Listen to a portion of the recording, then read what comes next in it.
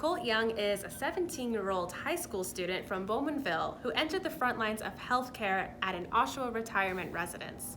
For 2 months, he has been responsible for maintaining the sanitization of the residence, inventory of personal protective equipment, and the odd maintenance job. My mom brought it up maybe 2 weeks into quarantine when I was sitting upstairs and I was taking a break from my schoolwork. She came up and she said, "Oh, by the way, Chartwell would like to hire you and they wouldn't mind having you as an extra hand. You would be doing a bunch of other stuff. You wouldn't be assigned to an apartment, blah, blah, blah." I said, "Sure." And then maybe 2 days later on Sunday, she said, "You're starting tomorrow on Monday." And then I just have been here ever since.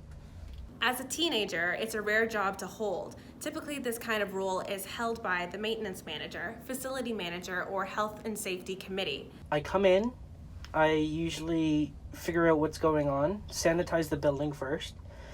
There's usually some maintenance stuff that needs to be done in the morning, like some people's TVs or someone's toilet handle's broken and they don't know why, and I just have to go in and see what's wrong. There's sometimes where I have to bring shipments in the morning for the kitchen. It's just, the morning's always different, but the afternoon tends to be more maintenance and more making sure everyone has their proper materials that they need, like garbage bags and everything. So I'll be walking around like, "Hey, do you need anything?" They're like, "Oh yeah, I need garbage bags and gloves and this." "Okay, I can bring that to you." And I'll do that for probably the most of the day. Young says keeping count of personal protective equipment is most important. He says his biggest concern is not having enough PPE for staff or items entering the building that are not sanitized. I'm telling you how many individual gloves we have. Not pairs, but individual gloves. Because that's how head office wants it. We have 12,400 gloves there. On top of over 4,000 gloves there, which are powdered.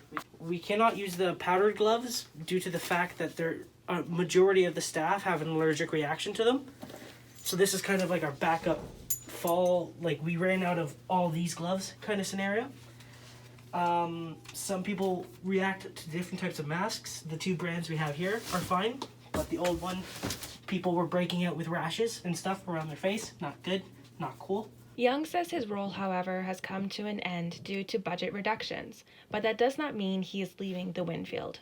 He will soon take on a new opportunity at the home, working in the care department, providing one-on-one care to any resident in need of monitoring and a friend. Reporting for the Chronicle, I'm Chanel Summers.